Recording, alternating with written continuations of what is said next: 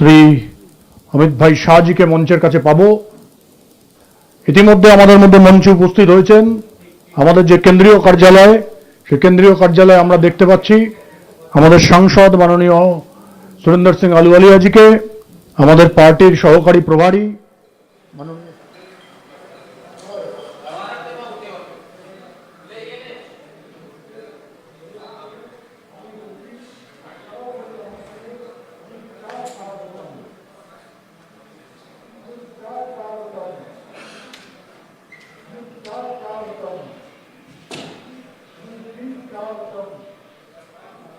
अमित जी स्वागतम। वंदे मातरम, वंदे मातरम। भारत माता की, भारत माता की, भारत माता की। আমরা আমাদের কার্যক্রম চালাচ্ছি। অমিত জিকে কনভয় আমরা এখন দিল্লির যে মঞ্চ, প্রধান যে মঞ্চ, সেই মঞ্চে আমরা পৌঁছতে দেখছি। উনি পৌঁছচ্ছেন আর আমরা এখানেও আমাদের কার্যক্রম চালিয়ে যাচ্ছি। আমাদের মধ্যে মাননীয় রূপাদি এসছেন, বাকি প্রদেশের প্রমুখ কার্যকর্তারা এসছেন। শুধু আমি এখানে বলবো যে আর যেন সেভাবে যাদের নাম নেই এখানে ভিড় না বাড়ান, সোশ্যাল ডিস্টেন্স আমাদের এখানে মানতে হবে। আমাদের ভারত সরকারের দুই মন্ত্রী মাননীয় বাবুল সুপ্রিয় এবং মাননীয় দেবশ্রী চৌধুরীও আমাদের প্রধান যে কার্যালয় যেখানে কার্যক্রম হচ্ছে, যেখান থেকে মাননীয় অমিতজি ভাষণ দেবেন, সেখানে পৌঁছেছেন। মাননীয় আলুওয়ালিয়াজি, মাননীয় অরবিন্দজির সঙ্গে বাকি প্রমুখ কার্যকর্তারাও সেখানে পৌঁছে গেছেন। বলুন আমার সঙ্গে অমিতজি মঞ্চে আসা অবধি আমরা এখানে স্লোগান দিই, ভারত মাতা কি, ভারত মাতা কি, বন্দে মাতরম, বন্দে মাতরম, বন্দে মাতরম। জয় শ্রী রাম, जय श्री राम। भारत माता की, भारत माता की। अमित शाह स्वागतम, अमित शाह स्वागतम, अमित शाह स्वागतम। वंदे मातरम। আমাদের দুই কেন্দ্রীয় নেতা মাননীয় শ্রী কৈলাস বিজয়বর্গীজি, তিনিও এই কার্যক্রমে আমাদের সঙ্গে আছেন। এছাড়া আমাদের পার্টির বাংলার দায়িত্বে যিনি আছেন সর্বভারতীয় সাধারণ সম্পাদক সংগঠন সহকারী মাননীয় শিবপ্রকাশজি, তিনিও আমাদের এই কার্যক্রমে আমাদের সঙ্গে আছেন। আমরা এই কার্যক্রমের জন্য কৈলাসজিকেও স্বাগতম জানাচ্ছি। কৈলাসজি স্বাগতম, কৈলাসজি স্বাগতম। আজকে এই পার্টির ভার্চুয়াল র্যালি, অর্থাৎ বাংলার ইতিহাসে প্রথমবার এরকম র্যালি পশ্চিমবঙ্গের কোটি মানুষ দেখছেন। কার্যক্রম শুরু হয়ে গেছে বাংলার প্রদেশ কার্যালয়। আমরা এই কার্যক্রম শুরু করেছি। অমিতজির শুধু মঞ্চে ওঠার মুহূর্ত, তারপরে অমিতজি মঞ্চে ওঠার পরে তার সম্বর্ধনার কার্যক্রম হয়ে যাবে। তারপরে আমাদের অন্যতম নেতা ভারত সরকারের প্রাক্তন মন্ত্রী মাননীয় শ্রী মুকুলদা বলবেন। কিন্তু অমিতজির মঞ্চে ওঠা অবধি আমরা অপেক্ষা করে আছি। দিল্লির মঞ্চে তিনি উঠবেন, তার সম্বর্ধনা হবে। বলুন ভারত মাতা কি, ভারত মাতা কি, वंदे मातरम। अमित शाह स्वागतम, अमित शाह स्वागतम, अमित शाह स्वागतम, अमित जी स्वागतम, अमित जी स्वागतम। আমি এবার আমাদের অন্যতম নেতা বর্ধমান দুর্গাপুরের সাংসদ মাননীয় শ্রী সুরেন্দ্র সিং আলুওয়ালিয়াজিকে বলবো অমিতজিকে স্বাগত জানাতে। আর আমাদের ভারত সরকারের মাননীয় মন্ত্রী শ্রী বাবুল সুপ্রিয়জিকে বলবো, বাবুলদাকে বলবো যে দুর্গা প্রতিমা দিয়ে মাননীয় অমিতজিকে স্বাগত জানাতে। আমাদের অন্যতম সাংসদ আলুওয়ালিয়াজিকে বলবো মাননীয় অমিতজিকে স্বাগত জানানোর জন্য, এবং কেন্দ্রীয় মন্ত্রী শ্রী বাবুল সুপ্রিয় বাবুলদাকে বলবো অমিতজিকে স্বাগত জানানোর জন্য। ভারত মাতা কি, भारत माता की। जय श्री राम, जय श्री राम। भारत माता की। अमित शाह स्वागतम। वर्चुअल रैली से अमित शाह स्वागतम, अमित शाह स्वागतम, अमित शाह स्वागतम। वंदे मातरम, वंदे मातरम। আমি এখন আমাদের অন্যতম নেতা প্রাক্তন মন্ত্রী ভারত সরকারের মাননীয় শ্রী মুকুল রায়কে বলবো তার সংক্ষিপ্ত বক্তব্য রাখার জন্য।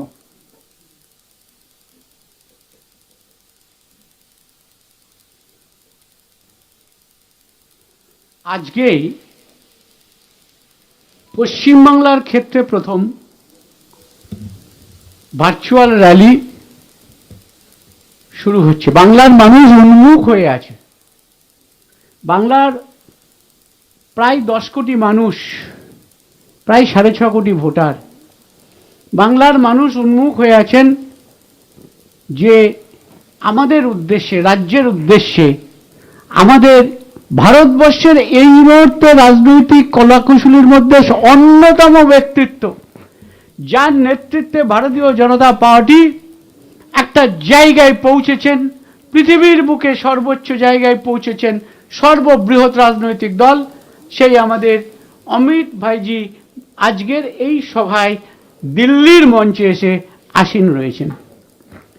পশ্চিমবাংলায় যে মঞ্চ হয়েছে সেই মঞ্চে বসে রয়েছেন রাজ্যের সভাপতি সাংসদ দিলীপ ঘোষ, রয়েছেন রাষ্ট্রীয় দলের অন্যতম সম্পাদক, এই রাজ্যের প্রাক্তন সভাপতি ছিলেন রাহুল সিনহাজি, আমাদের সমস্ত সম্পাদক, সাধারণ সম্পাদক এবং এই ঘরে যারা উপস্থিত আছেন তারা।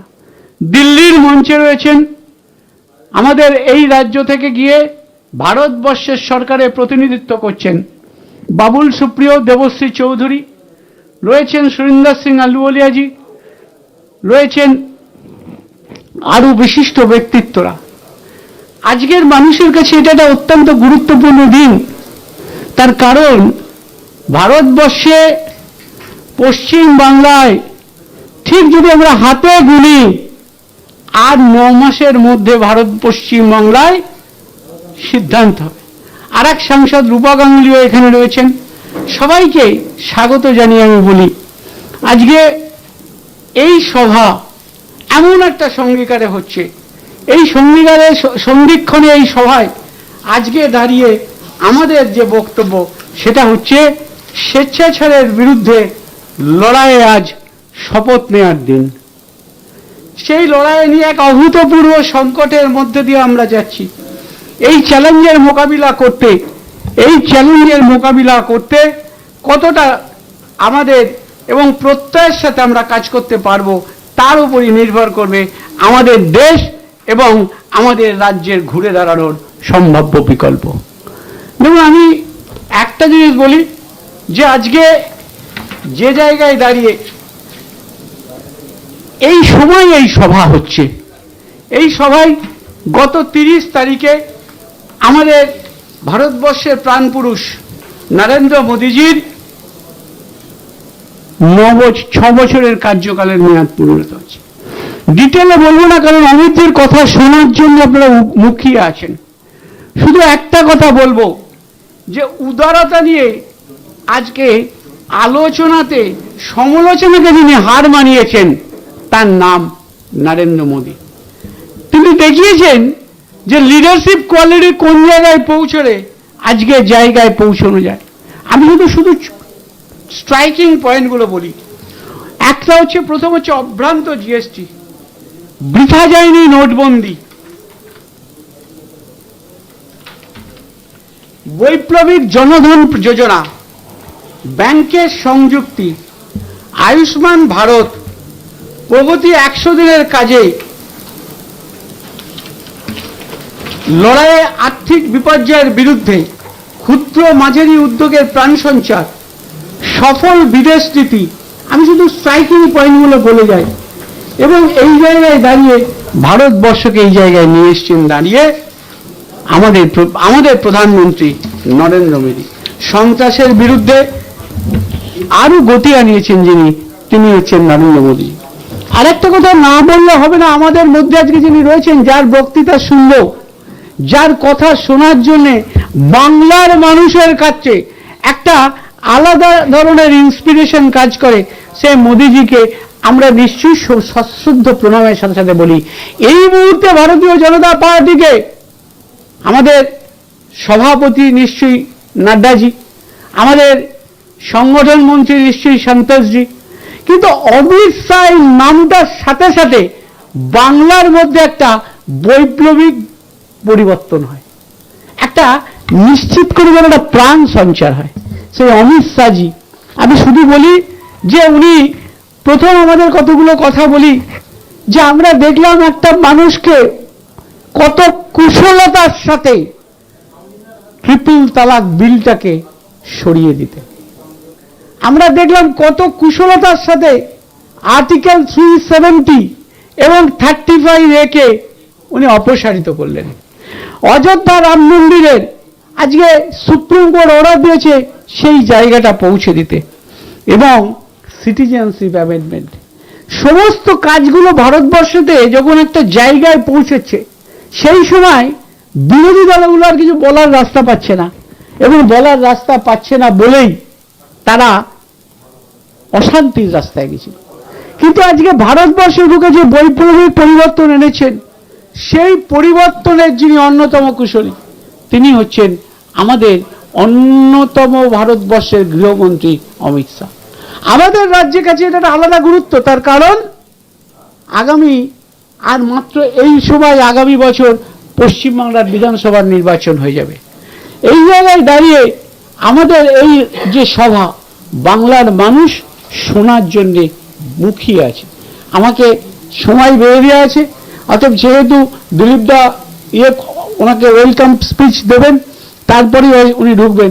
আমি বক্তৃতাকে আজকে বড় করছি না, বড় করার জায়গা নেই, কিন্তু শুধু আমি বলবো যে ভারতবর্ষের সাথে সাথে পশ্চিম বাংলায় আগামী দিন যে পরিবর্তনের সূচনা অমিতজি দেখেছেন এবং করেছেন, তার বাস্তবায়িত হওয়ার মুখে দাঁড়িয়ে আজকের এই যে ভার্চুয়াল সভা, এই সভায় আমার নিজের ধারণা পশ্চিমবাংলায় ৭৮,০০০ বুথ আছে। আমার নিজের ধারণা এই ৭৮,০০০ বুথে সমস্ত জায়গায় অধিকাংশ বুথে আজকে মানুষ অমিতজির কথা শুনবেন। তাই অমিতজিকে স্বাগত জানিয়ে আমি বক্তৃতা দীর্ঘায়িত না করে আমার বক্তব্য শেষ করলাম। নমস্কার, জয় হিন্দ।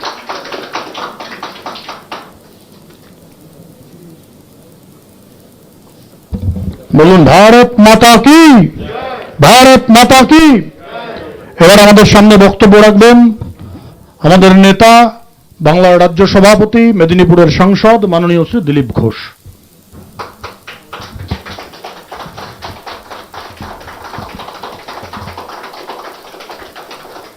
भारत माता की वंदे मातरम, जय श्री राम।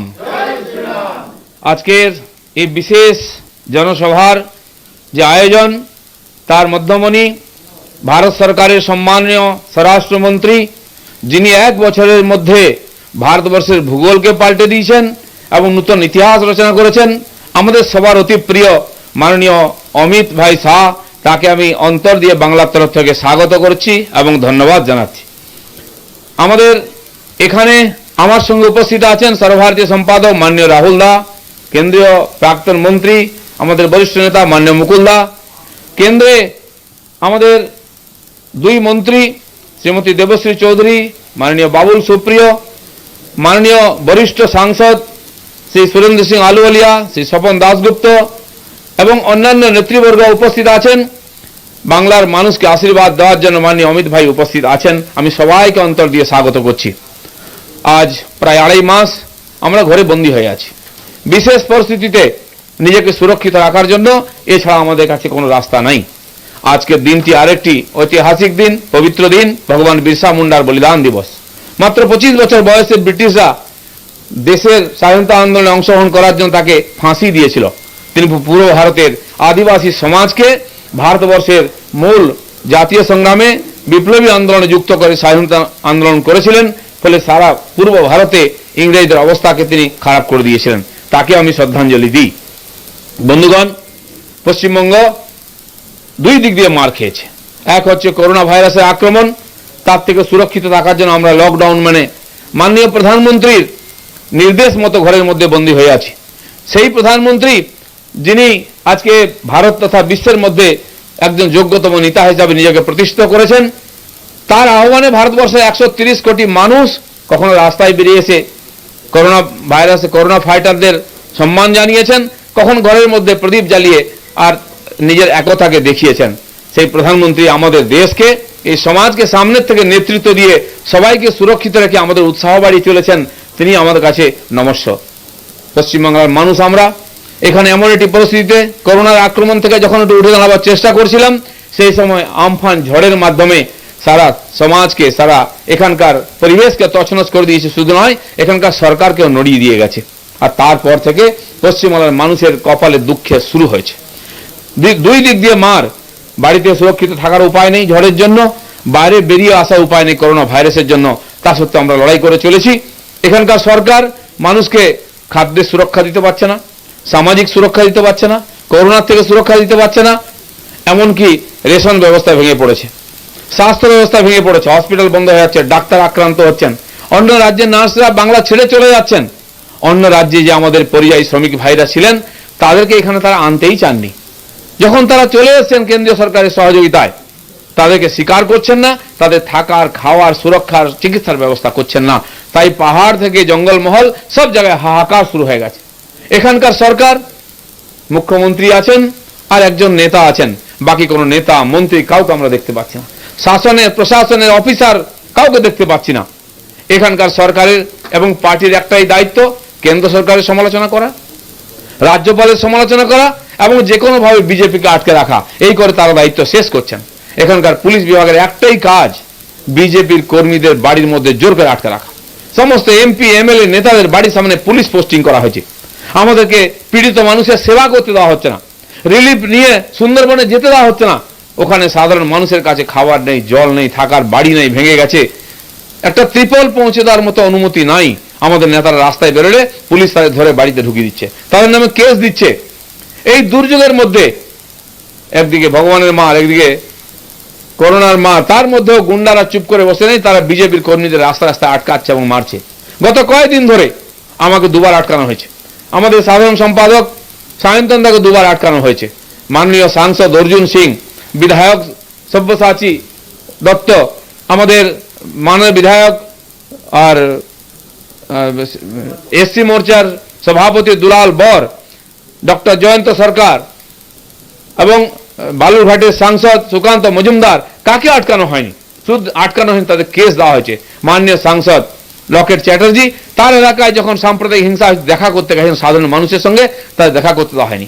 আমি পীড়িত মানুষের সঙ্গে দেখা করতে গেছি, আমাদেরকে রাস্তায় হাইওয়ের উপরে আটকে, আমাদেরকে গাড়ি আটকে রেখেছে পুলিশ। এখানকার পুলিশ সাধারণ মানুষের সেবা না করে, তাদের সুরক্ষা না দিয়ে কেবল বিজেপির কর্মীদের, নেতাদের আটকাবার জন্য লেগে আছে। তাই এই যে সরকার, সে মানুষের বিশ্বাস ভঙ্গ করেছে, মানুষের বিশ্বাসকে আর হারিয়ে ফেলেছে। তাই এদের থাকার মতো অধিকার নেই। এই দুঃসময়ে যখন সবাইকে নিয়ে এক জায়গায় এই বিপদের সম্মুখীন হওয়ার দরকার আছে, তখন তারা রাজনীতি করছেন। কোনো রাজনৈতিক পার্টির সঙ্গে কোনো মিটিং নাই, মন্ত্রিমণ্ডলের মিটিং নাই, সাধারণ মানুষ সরকারের প্রতিনিধিদের খুঁজে পাচ্ছেন না। কেন্দ্রের প্রতিনিধিদল যখন এখানে এসেছেন করোনার পরিস্থিতি সরেজমিনে দেখার জন্য, তাদেরকে 10 দিন আটকে রাখা হয়েছে। তাদেরকে সাধারণ মানুষের কাছে যেতে দেওয়া হয়নি, তাদের কোনো তথ্য দেওয়া হয়নি। বলা হচ্ছে আমরা কোনো তথ্য দেবো না, আপনার বাড়ি চলে যান। এই ধরনের অমানবিক ব্যবহারের ফলেতে এখানকার লড়াইটা খুব দুর্বল হয়ে গেছে। সাধারণ মানুষ নিজেকে অসহায় মনে করছেন। যে সরকার অভিভাবকের মতো তাদের সামনে দাঁড়াবার দরকার ছিল দুঃসময়ে, তারা কেবল রাজনীতি করেছেন আর বিজেপিকে আটকাবার চেষ্টা করেছেন। তাই এখানকার যে করোনার বিরুদ্ধে লড়াই এবং ঝড়ের পরে যে পুনর্গঠনের কাজ, দুটোই ব্যাহত হয়েছে। খালি কত টাকা পাওয়া যাবে, কত ক্ষতি হয়েছে, কোনো সার্ভে না করে মুখ্যমন্ত্রী দিনের পর দিন বলে যাচ্ছেন। তার ফলেতে সাধারণ মানুষ মনে করছে যে তাদের কপালে আরো দুঃখ আছে। কেন্দ্র সরকারের যে সহযোগিতার হাত, আমাদের প্রধানমন্ত্রী ঝড়ের পরের দিন নিজের সশরীরে উপস্থিত হয়েছেন, সঙ্গে মহামান্য রাজ্যপাল এবং মুখ্যমন্ত্রীকে নিয়ে বিধ্বস্ত এলাকায় গেছেন। একটা সাধারণ কলেজের রুমের মধ্যে বসে বৈঠক করেছেন এবং 1000 কোটি টাকা সেদিন হাতে দিয়ে গেছেন। এই সরকার এমন নেমকারাম, একটু সামান্য সৌজন্যবোধ, ধন্যবাদ দেওয়ার প্রয়োজন মনে করেননি। সমালোচনা করছেন সেই নরেন্দ্র মোদীর। পাশের রাজ্য উড়িষ্যাতেও ঝড় এসেছে, সেখানে মাননীয় প্রধানমন্ত্রী গিয়ে মুখ্যমন্ত্রীকে নিয়ে পরিদর্শন করেছেন, ক্ষয়ক্ষতি খতিয়ান দেখেছেন, তাকেও 500 কোটি টাকা দিয়ে গেছেন। সেখানকার মুখ্যমন্ত্রী কিন্তু কেন্দ্র সরকার এবং মাননীয় প্রধানমন্ত্রীকে ধন্যবাদ জানিয়েছেন। রাজনীতি করতে করতে পশ্চিমবঙ্গের যে সরকার এবং পার্টি, তারা মানবিকতার সীমাকে পার করে দিয়ে গেছে। নিজের রাজ্যের পরিযায়ী শ্রমিকদের তারা গ্রহণ করতেও অস্বীকার করছে। আজকে সেখানে কষ্ট পেয়ে জানা মারা গেছেন, বাড়ি ফিরে এসে সাপের কামড়ে অসুস্থ হয়ে তারা বন জঙ্গলে থেকে পরিযায়ী শ্রমিকরা মারা যাচ্ছেন, তাদের পরিবারের লোক হাহাকার করছেন। আমরা তাদের কাছে গিয়ে সেবা করতে চাই, আমাদেরকে সেবা করতে অনুমতি দেওয়া হচ্ছে না। তাই এই যে ভয়ঙ্কর পরিবেশ, আমি আমাদের দেশের মাননীয় স্বরাষ্ট্রমন্ত্রীর কাছে আবেদন করব, পশ্চিমবাংলার মানুষের মুখের দিকে তাকিয়ে আপনার দরাজ হস্ত, আপনার আশীর্বাদ আমরা চাই। আপনার সাহস, আপনার উৎসাহে আমরা এগিয়ে চলেছি। এই দুর্যোগের মধ্যেও, এই রাজনৈতিক হিংসার মধ্যে বিজেপির কর্মীরা কাজ করেছেন। কমপক্ষে 1.25 কোটি লোকের বাড়িতে খাবার পৌঁছে দিয়ে গেছি। আমরা ঠিক করেছিলাম 1 লক্ষ পরিবারে আনাজ পৌঁছে দেবো, এই 30 লক্ষ পরিবারে পৌঁছে দেবো, 35 লক্ষ পরিবার আনাজ পৌঁছে দিচ্ছি, 20 লক্ষ লোককে খাবার রান্না করে খাইয়েছি। এখনো বহু জায়গায় কোয়ারেন্টাইন সেন্টার চালিয়ে আমরা কাজ করছি। আর এই তুফানের দুর্যোগের পরেও মাথায় করে ত্রিপল নিয়ে সুন্দরবনের নদী পার হয়ে আমাদের কর্মীরা জঙ্গলের মধ্যে গিয়ে লোকের বাড়ি তৈরি করে দিচ্ছেন। এই যে উৎসাহ আর প্রেরণা মাননীয় অমিত ভাই, এটা আমরা আপনার কাছ থেকে পেয়েছি। আমি আপনার কাছে আবেদন করছি, আপনার আশীর্বচন আমাদের কাছে উৎসাহের পাথেয় হোক, এই আশা করে সবাইকে ধন্যবাদ। ভারত মাতা কি জয়। ভারত মাতা কি, ভারত মাতা কি। আমাদের মধ্যে উপস্থিত আছেন ভারত সরকারের মন্ত্রী মাননীয় দেবশ্রী চৌধুরী। আমি দেবশ্রীদিকে বলবো আমাদের কেন্দ্রীয় সরকার স্বরাষ্ট্রমন্ত্রী মাননীয় অমিতজিকে আমন্ত্রণ করে তার ভাষণ শুরু করানোর জন্য। স্বরাষ্ট্রমন্ত্রী সম্মানীয় শ্রী অমিত শাহজি পশ্চিমবাংলার 10 কোটি মানুষের কাছে আশা আকাঙ্ক্ষা পূরণের নাম হয়ে গেছে। মাননীয় অমিত শাহজি বারবার করে পশ্চিমবাংলায় গেছেন, লোকসভা নির্বাচনের আগে থেকে বারবার গেছেন। আজকে পরপর করোনার দুর্বিষহ দিন, সাথে আমফান ঝড়ের তাণ্ডবের পর পশ্চিমবাংলাবাসী হতাশাগ্রস্ত জীবনের মধ্যে দিয়ে চলছে। এই সময় ভারতীয় জনতা পার্টির নেতা তথা প্রধানমন্ত্রী শ্রী নরেন্দ্র মোদীজি, আমাদের স্বরাষ্ট্রমন্ত্রী শ্রী অমিত শাহজি, সর্বভারতীয় সভাপতি শ্রী জেপি নাড্ডাজি সহ ভারতীয় জনতা পার্টির নেতৃত্বের দিকে তাকিয়ে আছেন এই বিপদ থেকে, এই দুর্দিন থেকে। এবং পশ্চিমবাংলার যে অহম সর্বস্ব রাজনীতি, যে অহম সর্বস্ব রাজনীতির কারণে পশ্চিমবাংলা অতল অন্ধকারে তলিয়ে যাচ্ছে, সেইখান থেকে কিছু দিশা শোনাবেন সেই আশা নিয়ে পশ্চিমবাংলার ৭৮,০০০ বুথের মানুষ, ৭৮,০০০ বুথের প্রায় কোটি মানুষ আজকে ভার্চুয়াল এই জনসভা, যে জনসম্পর্ক জনসভা, যে জনসভার মধ্য থেকে আমাদের স্বরাষ্ট্রমন্ত্রী শ্রী অমিত শাহজির কাছ থেকে কিছু আশার আলো দেখতে চায়, কিছু আলোকবর্তিকা পেতে চায়, সেই আশা নিয়ে ভার্চুয়াল র্যালিতে সবাই যুক্ত হয়ে আছেন। আমি মাননীয় সম্মানীয় শ্রী অমিত শাহজিকে অনুরোধ করছি, আপনি দয়া করে মঞ্চে আপনার বক্তব্য প্রদানের মধ্যে দিয়ে পশ্চিমবাংলার 9.5 কোটি মানুষকে সম্বোধিত করুন, তাদেরকে সাহস প্রদান করুন।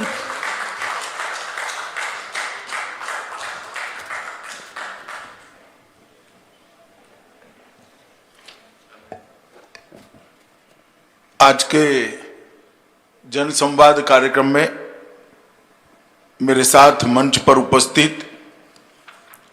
भारतीय जनता पार्टी के प्रदेश अध्यक्ष और सांसद श्रीमान दिलीप घोष जी,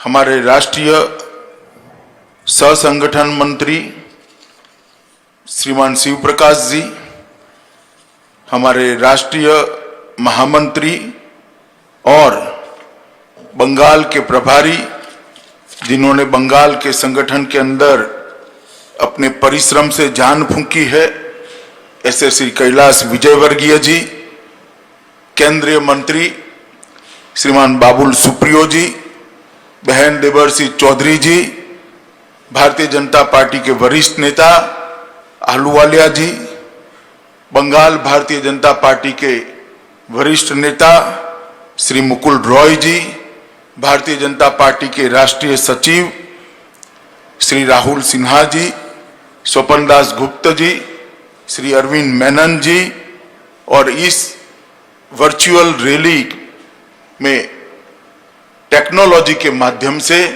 मेरे साथ जुड़े हुए करोड़ों देश और विदेश के बंगाल के नागरिक और भारतीय जनता पार्टी को मैं प्रणाम कर कर, कार्यकर्ताओं को मैं प्रणाम कर कर मेरी बात की शुरुआत करना चाहता हूं। मैं आज बंगाल के साथ, बंगाल की जनता के साथ जन संवाद का ये जो कार्यक्रम है, वो कार्यक्रम में सबसे पहले बंगाल की पवित्र भूमि को प्रणाम करना चाहता हूं, जिस भूमि में रामकृष्ण परमहंस, श्री विवेकानंद जी, रविंद्रनाथ टैगोर, सुभाष चंद्र बोस, राजा राम मोहन रॉय, ईश्वर चंद्र विद्यासागर, प्रणवानंद जी, बंकिम बाबू, श्यामा प्रसाद मुखर्जी, बटुकेश्वर दत्त, सूर्यसेन, हरिचंद और गुरुचंद ठाकुर जैसे अनेक लोगों ने भारतीयता को, भारतीय संस्कृति को और बंगाल के संस्कार को न केवल भारत, दुनिया के अंदर उजागर करने का काम किया है। मैं सभी बंगभूमि के, जहां बंगभूमि ने जिन्होंने जन्म लिया, ऐसे सभी महानुभावों को प्रणाम कर कर मेरी बात करना चाहता हूं। आज सबसे पहले बंगाल के अंदर और देश में कोविड महामारी के प्रकोप से जिन्होंने अपनी जान गंवाई है और बंगाल के अंदर अम्फान साइक्लोन के कारण जिन लोगों की जान गई है, वो सभी की आत्मा की चिर शांति के लिए मैं प्रभु के सामने प्रार्थना करता हूं। साथ साथ 2014 से बंगाल के अंदर परिवर्तन के लिए राजनीतिक संघर्ष करते करते 100 से ज्यादा भारतीय जनता पार्टी के कार्यकर्ताओं ने अपनी जान गंवाई है। मैं बहुत संवेदना के साथ आज उस 100 कार्यकर्ताओं के परिवारों को सलाम करना चाहता हूं कि आपके परिवार का त्याग, आपके परिवार का बलिदान सोनार बांग्ला के निर्माण में एक महत्वपूर्ण पड़ाव है, इसका बहुत योगदान है। और जब भी बंगाल के अंदर परिवर्तन का इतिहास लिखा जाएगा, आपके परिजनों ने जो बलिदान दिया है उसको स्वर्णिम अक्षर से लिखा जाएगा। आज मैं देश भर के कोरोना वॉरियर को भी बड़े सम्मान के साथ सैल्यूट करना चाहता हूं, जिन्होंने अपनी जान को जोखिम में डालते हुए अन्यों की जान को बचाने के लिए कोरोना के खिलाफ लड़ाई लड़ने के लिए बाहर आए हैं। और जो भाई बहन पूरे देश भर में बंगाल में कोरोना से ग्रसित है, मृत्यु के खिलाफ, कोरोना के खिलाफ जंग लड़ रहे हैं, मैं इन सबको भी अपनी शुभकामनाएं देना चाहता हूं कि आप जल्दी स्वस्थ होइए और सोनार बांग्ला के अभियान के अंदर, सोनार बांग्ला के निर्माण के अंदर जुड़ जाइए और बंगाल के अंदर परिवर्तन की ये लड़ाई के अंदर जुड़ जाइए। मैं आज इस वर्चुअल रैली की कल्पना के लिए भारतीय जनता पार्टी के राष्ट्रीय अध्यक्ष और देश के प्रधानमंत्री मोदी जी दोनों को बहुत बहुत साधुवाद देना चाहता हूं, क्योंकि कोरोना की महामारी के समय जब सोशल डिस्टेंसिंग रखकर बात करनी होती है, उस वक्त टेक्नोलॉजी के माध्यम से जनसंपर्क और जनसंवाद का जो रास्ता नड्डा जी ने ढूंढा है, मुझे पूरा भरोसा है कि कोरोना महामारी भी भारतीय जनता पार्टी की संगठन की यात्रा को रोक नहीं पाएगी। देश में 75 से ज्यादा वर्चुअल रैली के माध्यम से देश भर की जनता और देश भर के कार्यकर्ताओं का जो संपर्क करने का हमने अभियान चलाया है, वो अभियान जरूर आने वाले दिनों में अपनी असर दिखेगा। मैं बंगाल की जनता को विशेषकर धन्यवाद करना चाहता हूं, क्योंकि आज ये वर्चुअल संवाद, जनसंवाद, बंगाल की जनता के साथ जनसंवाद जो है, मोदी जी की सरकार के 1 साल की समाप्ति के लिए है। मैं बंगाल की जनता को ये कहना चाहता हूं कि भले भारतीय जनता पार्टी को 303 सीटें देश भर से मिली है, मगर मेरे जैसे कार्यकर्ता के लिए सबसे महत्वपूर्ण सीटें हैं बंगाल की 18 सीटों पर भारतीय जनता पार्टी का विजय। क्योंकि पूरे देश भर के अंदर जब लोकतंत्र की नींव मजबूत हुई है, लोकतंत्र ने अपनी जड़ें जमाई हैं, एकमात्र बंगाल ऐसा राज्य है जहां आज भी राजनीतिक हिंसा का कारोबार चल रहा है, राजनीतिक हिंसा की बोलबाल चल रही है और राजनीति के अंदर हिंसा का प्राधान्य हिंदुस्तान के किसी भी प्रदेश के अंदर नहीं होना चाहिए। हमने आह्वान किया था बंगाल की जनता को कि आप मोदी जी के हाथ मजबूत करिए, मोदी जी के साथ जुड़िए, मोदी जी के साथ महान भारत बनाने के एक अभियान के अंदर साथ दीजिए। और मुझे बहुत आनंद है, बहुत विशेष आनंद है कि बंगाल की जनता ने भारतीय जनता पार्टी और मोदी जी की ये अपील को स्वीकार करते हुए 42 में से 18 सीटें देकर मोदी जी को पूर्ण बहुमत के साथ प्रधानमंत्री बनाया। और ये जो आपका दिया हुआ हौसला है, आपका दिया हुआ आशीर्वाद है, मैं आपको विश्वास दिलाना चाहता हूं कि भारतीय जनता पार्टी सिर्फ आंदोलन करने के लिए बंगाल के मैदान में नहीं आई। भारतीय जनता पार्टी सिर्फ राजनीतिक दल के विस्तार के लिए बंगाल के मैदान में नहीं उतरी है। भारतीय जनता पार्टी बंगाल के अंदर हमारे संगठन की नींव मजबूत करना तो चाहती ही है, परंतु भारतीय जनता पार्टी फिर से संस्कारित बंगाल बनाना चाहती है, हमारा सोनार बांग्ला फिर से बनाना चाहती है और हम एक मजबूती के साथ बंगाल की जनता के साथ खड़े हैं। मित्रों, आज ये जो वर्चुअल रैली है, ये रैली टेक्नोलॉजी के माध्यम से भारतीय जनता पार्टी की कार्य संस्कृति और कार्य पद्धति को आगे बढ़ाने का एक रास्ता है। भारतीय जनता पार्टी लोकतांत्रिक तरीके से लोकतंत्र के अंदर अपने विचारधारा का विस्तार करने में विश्वास रखने वाली पार्टी है। जब विचारधारा का अपने स्वप्नों का विस्तार करना होता है तो जनसंपर्क और जनसंवाद बड़े महत्वपूर्ण होते हैं। भारतीय जनता पार्टी का यह कार्य संस्कृति रहा कि जहां जहां जनादेश मिला, हमने हमेशा के लिए अपने हिसाब देने के लिए जनता के सामने हम जाते रहे। 1 साल हो, 2 साल हो, 3 साल हो, 4 साल हो, 5 साल हो, हम जनता के सामने गए और हमारा हिसाब दिया। हम वो दलों में से नहीं है जो 10-10 साल तक बैठते हैं फिर भी शिकायतें ही करते रहते हैं। भाई, सत्ता आपको दे दी, सरकार आपको दे दी और हालत नहीं संभल रहे हैं तो केंद्र पर हमले करना, हम वो दल नहीं है। हम सत्ता जब मिलती है तब परिवर्तन करने में विश्वास करते हैं और हमने जो किया है इसका हिसाब किताब देने में विश्वास करते हैं। कोविड के कारण जब 1 साल समाप्त हुआ तब हम सब सोचते थे कि क्या होगा इस बार, जनसंपर्क कैसे करेंगे, जनसंवाद कैसे करेंगे, जनता को हिसाब कैसे देंगे और जनता से इसकी इच्छा कैसे जानेंगे। मगर नड्डा जी ने एक अच्छा रास्ता निकाल दिया। ये मैं आज तीसरी वर्चुअल रैली के अंदर उपस्थित हुआ हूं।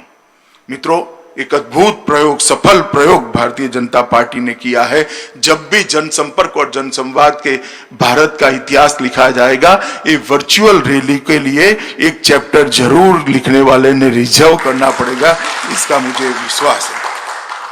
मैं आज जिस प्रकार से बंगाल भारतीय जनता पार्टी ने इस कार्यक्रम का आयोजन किया है, 70,000 से ज्यादा LED स्क्रीन लगाए हैं, दुनिया भर के बंगाल के लोगों को जोड़ा है, इनके एसोसिएशनों को जोड़ा है। मैं दिलीप घोष, मुकुल रॉय और कैलाश विजयवर्गीय और उनकी टीम को हृदय से बधाई देना चाहता हूं कि आपका ये परिश्रम बंगाल की जनता के साथ जनसंवाद भारतीय जनता पार्टी का जरूर रंग लाएगा।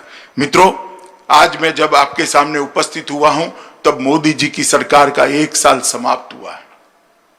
मोदी 2 का 1 साल समाप्त हुआ है, मगर मोदी 2 को आइसोलेशन में नहीं देख सकते, 1 साल को आइसोलेशन में नहीं देख सकते। नरेंद्र मोदी जी 2014 में देश के प्रधानमंत्री बने और 2014 से 2019 में फिर से जनादेश प्राप्त किया और उसका 1 साल समाप्त हुआ। ये 6 साल भारत को हर तरीके से आगे बढ़ाने के 6 साल रहे हैं। ये 6 साल भारत की समस्याओं का समाधान करने के 6 साल रहे हैं। ये 6 साल भारत को दुनिया में सम्मान दिलाने के 6 साल रहे हैं। ये 6 साल 60 करोड़ लोगों के जीवन के अंदर परिवर्तन लाने के 6 साल रहे हैं और ये 6 साल के अंदर स्केल भी बदला है और स्किल भी बदली है। हर तरीके से नए भारत की रचना की दिशा में हम मोदी जी के नेतृत्व में आगे बढ़े हैं। जब मोदी जी को नेता चुना गया, मैं भी भारतीय जनता पार्टी के महासचिव के नाते संसद के सेंट्रल हॉल में था। मुझे आज भी मोदी जी का पूरा भाषण याद है। उन्होंने भाषण की शुरुआत में ही कहा था कि भारतीय जनता पार्टी की सरकार, ये मेरी सरकार जो ऐतिहासिक जनादेश लेकर आई है, वो गरीबों की सरकार होगी, दलितों की सरकार होगी, आदिवासियों की सरकार होगी, पिछड़ों की सरकार होगी। दूसरे दिन अखबारों ने, ढेर सारे अखबारों ने अपने कमेंट्स लिखे थे कि सब ऐसा कहते हैं मगर गरीबों के लिए कुछ नहीं होता। मैं सबको आज कहना चाहता हूं, 6 साल हो गए, पीछे मुड़कर देखिए 60 करोड़ गरीबों के जीवन में किस प्रकार से परिवर्तन लाने का काम ये भारतीय जनता पार्टी की सरकार ने किया है। मित्रों, मैं आपको बताना चाहता हूं कि मोदी जी ने सबसे पहले 60 करोड़ गरीबों के घर में, जिनके पूरे परिवार के पास बैंक अकाउंट नहीं था, उसके घर में बैंक अकाउंट पहुंचाने का काम किया और ये जनधन योजना के माध्यम से बैंक अकाउंट पहुंचाया। 31 करोड़ बैंक अकाउंट खोले गए। जब 31 करोड़ बैंक अकाउंट खोले गए, बहुत सारे नेताओं की टिप्पणियां मुझे याद है, राहुल बाबा की भी टिप्पणियां याद है। बैंक अकाउंट खोलकर करोगे क्या, अंदर रखोगे क्या? राहुल बाबा, जिसकी दृष्टि वक्र होती है उसको वक्र ही दिखाई पड़ता है। मैं सिर्फ आगे की बात नहीं करता, कोरोना के वक्त मोदी जी ने जो राहत भेजी है वो ही कहना चाहता हूं। 51 करोड़ लोगों के बैंक अकाउंट के अंदर 53 करोड़ों रुपया मोदी जी ने सीधा डीबीटी के माध्यम से पहुंचाने का काम किया है। मित्रों, ये पैसा अगर अकाउंट न होता तो किस तरह से पहुंचा? हर घर में जनधन अकाउंट खोला। 50 करोड़ भारतीयों के जीवन के अंदर स्वास्थ्य की सुविधाएं नहीं थी। 50 करोड़ भारतीयों के अगर बीमारी आ जाती है तो ईश्वर ही मालिक होता था। परंतु जब मोदी जी आयुष्मान भारत योजना लेकर आए, 50 करोड़ भारतीयों के जीवन में एक नया उजाला आया। 5 लाख रुपए तक का स्वास्थ्य का पूरा खर्चा आज नरेंद्र मोदी सरकार उठा रही है। और मुझे कहते हुए आनंद है, 3 साल से कम समय के अंदर लगभग 1 करोड़ भारतीयों ने अपने ऑपरेशन इस योजना के माध्यम से सफलतापूर्वक कराया है और एक भी पैसे का खर्चा उनको नहीं लगा है। ये बंगाल के सारे कार्यकर्ता ताली बजा रहे हैं, खुशी व्यक्त कर रहे हैं, मगर बंगाल को इसका फायदा नहीं मिलता है क्योंकि मोदी जी लोकप्रिय न हो जाए इसके डर से ममता दीदी आयुष्मान भारत योजना को बंगाल की धरती पर उतारना नहीं चाहती। मैं पूछना चाहता हूं ममता दीदी से, क्या बंगाल के गरीब का अधिकार नहीं है? क्या बंगाल के गरीब को अपने बूढ़े बाप का छोटे बच्चे की इलाज कराने का अधिकार नहीं है? आयुष्मान भारत योजना से बंगाली क्यों विमुख है? आपकी राजनीति करने के लिए बहुत सारे मैदान है ममता जी, कोई मैदान आप तय कर दो, कर लेंगे 2-2 हाथ। गरीबों के अधिकार को आप क्यों रोक कर बैठे? और मैं आज बंगाल की जनता को कहना चाहता हूं, ये सरकार बंगाल के गरीबों के अधिकार को रोक कर बैठी। हम किसानों को पैसा भेजना चाहते हैं, किसानों की सूची नहीं मिलती। हम गरीबों को आयुष्मान भारत योजना के माध्यम से 5 लाख तक स्वास्थ्य का खर्चा देना चाहते हैं। आयुष्मान भारत योजना बंगाल के अंदर लागू नहीं होती। किस प्रकार की व्यवस्था आप कर? राजनीति की भी एक हद होती है और आप हमें कह रही है हम राजनीति कर रहे हैं। देश भर ने आयुष्मान भारत योजना स्वीकार ली, अंत में अरविंद केजरीवाल जी ने भी स्वीकार ली, मगर ममता दीदी आप क्यों नहीं स्वीकार रही हो? बंगाल की जनता आपको पूछना चाहती है और मैं भी पूछना चाहता हूं। मगर मैं बंगाल वालों को आश्वस्त करना चाहता हूं, चुनाव समाप्त होने दीजिए।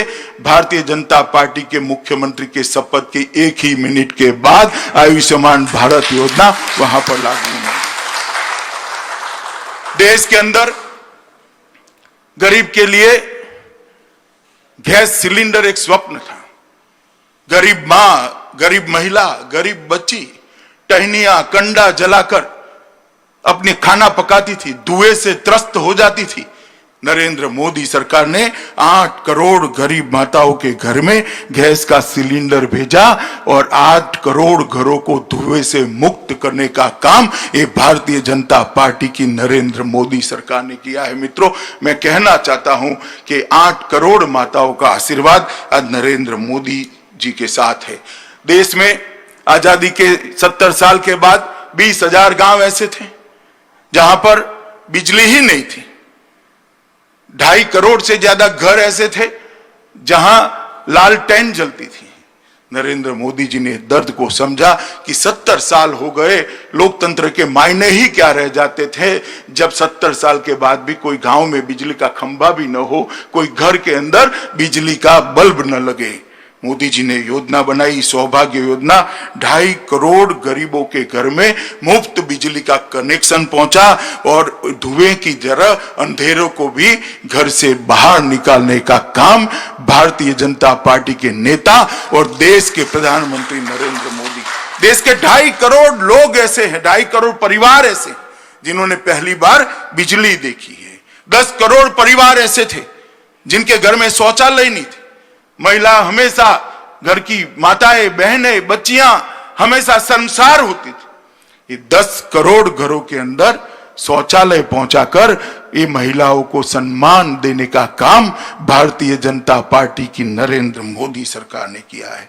2.5 करोड़ लोग ऐसे थे जिनके पास घर नहीं था, अभी भी कुछ लोग हैं, मगर मोदी जी ने संकल्प किया है कि 2022 के पहले हर भारतीय को, हर भारत के नागरिक को हम एक पक्का घर देने का काम समाप्त कर देंगे। ये अभियान के तहत, प्रधानमंत्री आवास योजना के तहत 2.5 करोड़ लोगों को, 15 लाख लोगों को, 2.5 करोड़ लोगों को घर दिया।